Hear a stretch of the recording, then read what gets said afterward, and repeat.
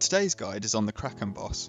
I'm going to share with you my tips for a cost-effective and effortless task for mid to high skilled players.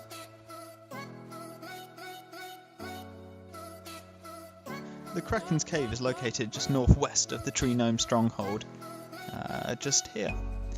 It used to be located in the stronghold Slayer cave, but has been relocated in a recent update.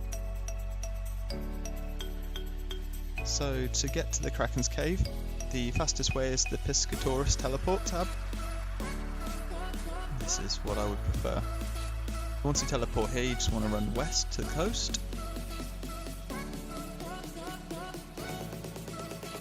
And then you'll come across the cave.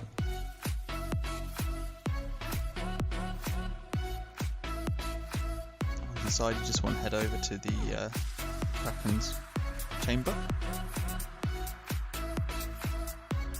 And if you're lucky, there won't be any other players here.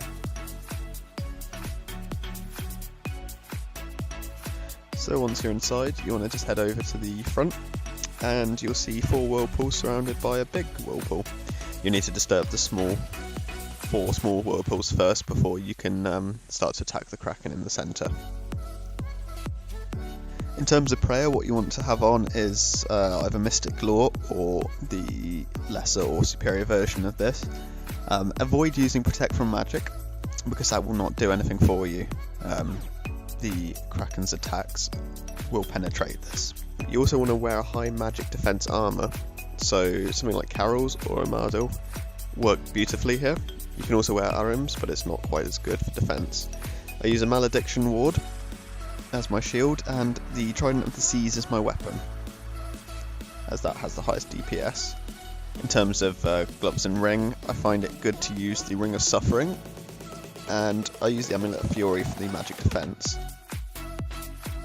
Personally, I like to max out on my magic defense, as that's quite useful, and you can basically effortlessly kill the Kraken and almost do it AFK.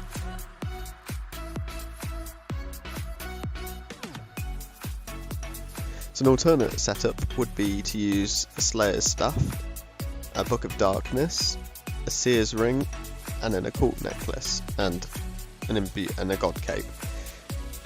This would be a slightly cheaper setup overall, so if you're on a budget or if you just don't have the equipment, then this is an alternate viable setup. The problem with the Slayer's Staff is it casts at a slower rate, just like the other staves.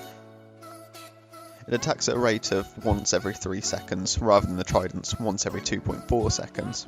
So your DPS and your overall kill rate per hour will be significantly lower. However, it does cost a lot less than each charge of the Trident. So if you're looking for a cost-effective way and you've got plenty of time to kill, go for it. An alternate entrance to the Kraken's lair is in a private instance mode, so what you'll find is with the Kraken Boss it's typically very popular. But for a cost of 25,000 coins you can have a private lair all to yourself. However, if you die in this private instance you will lose everything that you wouldn't keep on death normally, and you won't be able to retrieve it. So if you can find an empty world or find an empty lair, do that, because ultimately it's safer. If you did disconnect and die, then you can actually come back and collect your stuff. Typically with this setup at 99 magic you can expect anywhere between 30 to 60 kills depending on how lucky you are with food drops from sharks and edible seaweed. On average I would get around 45 to 50 kills per trip. The Kraken has some decent drops, such as the Trident of the Seas, fully charged, which is a 1 in 512 drop rate. You've also got the Kraken Tentacle, which is a 1 in 300 drop rate. The Kraken also drops Elite Clue Scrolls in a 1 in 500 drop rate, which is pretty good. You can expect per trip anywhere between 1 to 2 mil, roughly per inventory, depending on your luck with drops on average. Other special drops would be the Jar of Dirt, which is a 1 in 1000 drop rate, and the Pet Kraken, which is a 1 in 3000 drop rate.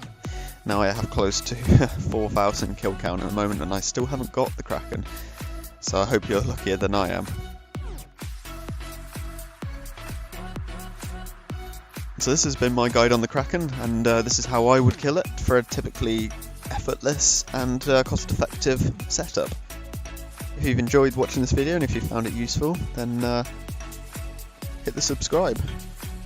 Good luck slaying.